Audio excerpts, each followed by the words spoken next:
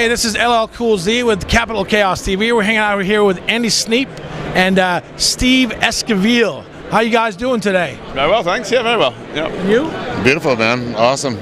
Nice surprises, seeing you and people like him. I've not seen you for what, about 15 years, something like that? 10, 15 actually, years? the Debbie Bono Memorial. Yeah. Yep. Now, Sadly enough. Yeah. Steve, is there anything that we should know about Andy that nobody knows? You want to watch what you're saying here? Yeah, I'll tell you this much. My back still hurts from the fucking couch I slept on when we recorded our first record. Well, yeah. And your place, I was on your sofa on the first record in Richmond, Yeah, wasn't I? right. Yeah, Absolutely. yeah.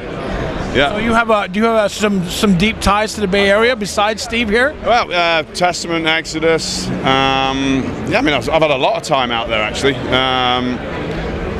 Really, since sort of Machine Head as well. I was working with them in '96, and I've been out constantly out there since then. So, yeah, pretty much most of the bands out there I've worked with, haven't I? Well, I think he had a tie-in with the Machine Head More Things Change, and that he kind of came in and with his partner Colin Richardson almost saved the record. Yeah, come on now.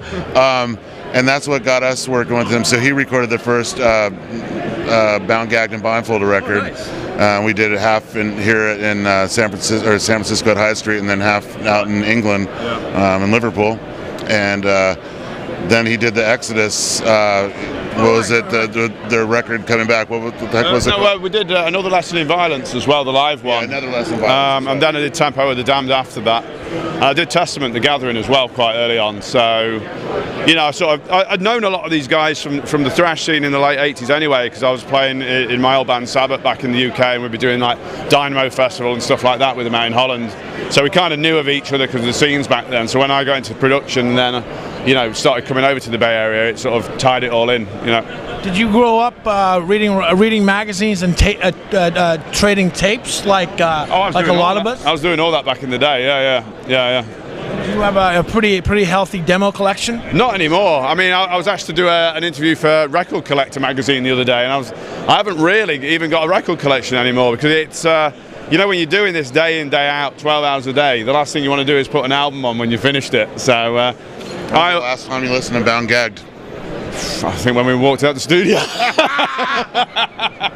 I'll tell you what. The mastering. We did this guy. We finished he finished a 12-hour mastering session. Me and Mike were set to fly out like in 12 hours. He decided he didn't like it. He could do better. So he fucking decided to remaster the whole thing and dropped us off at the airport within minutes of us catching our flights. Wow. I mastered that album then, did I? Yeah. The first one? I don't even remember that little tiny room in England, and me and Mike had to sit in the frickin' hallway for fucking 17 hours. I don't remember that at all. Yeah.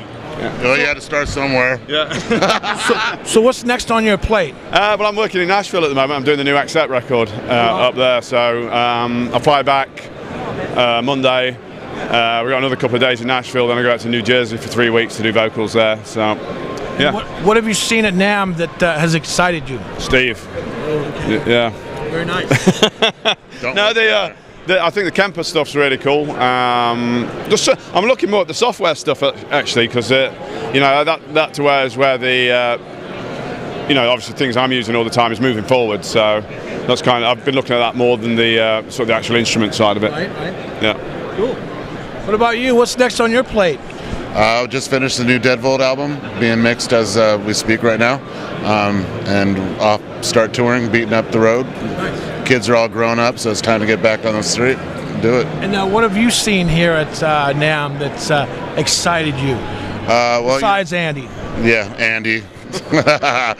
No, I mean, when you come here, it's like seeing all your old friends, Bay Area people, that you don't see, and you kind of live 15 miles away from, tend to see down here, once a year. And so it's cool to catch up with everybody. And I've been out of it for a few years, so it's nice to let everyone know that I'm back and, have something going on.